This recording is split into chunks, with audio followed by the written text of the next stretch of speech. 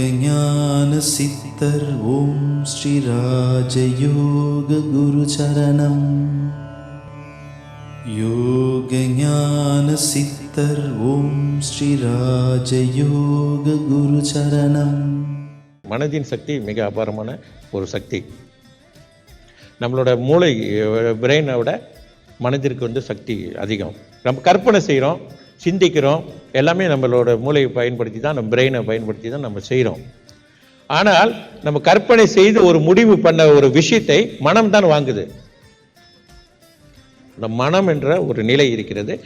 மனம் வாங்கி வாழ்க்கையிலே அதை ஒரு நிலைக்கு கொண்டு வருது, வெளிப்படுத்தி அது நமக்கு தேவையான விஷயம், தேவையில்லாத விஷயங்களை உருவாக்குது மனம். மனம் என்பது மிகவும் சக்தி வாய்ந்தது. மனதிற்கு தெரியாத விஷயமே கிடையாது.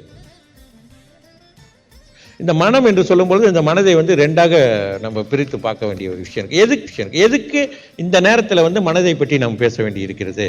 அதுக்கு காரணம் என்ன மனதை பற்றி அப்படின்னு பார்த்தோம்னு சொன்னால், நாம் வெற்றி தோல்விக்கு மனம் முக்கிய ஒரு காரணமாக இருக்கு.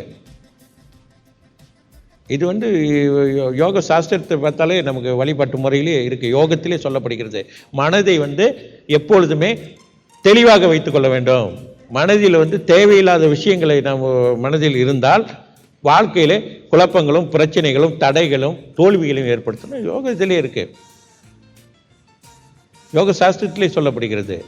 இதை மன தத்துவ ரீதியாகவும் மனதை பற்றி மிக சிறப்பாக சொல்லியிருக்காங்க. மன தத்துவம், மனிதனுடைய மனதின் ஆற்றல் என்ன அப்படின்றது மன தத்துவம். மன தத்துவம்னு தான் மனதின் உண்மை. தத்துவன்றது உண்மைதான், வேற ஒன்றும் இல்லை. மனம் எப்படி செயல்படுதுன்னு இந்த மனதை பற்றி நம்ம வெற்றி தோல்விக்கு மனம் முக்கிய காரணமாக இருக்குன்னு சொல்கிறேன். எப்படி காரணமாக இருக்கு என்பதை பற்றி நம்ம பார்க்க போகிறோம்.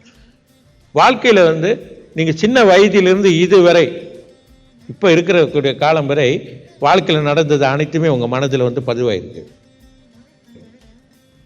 அது பிறகு அது எங்கே போகுதுன்னா உங்கள் மனதில், அந்த மனதில் இருந்து நேரடியாக பிரபஞ்சத்தில் பதிவாகுது,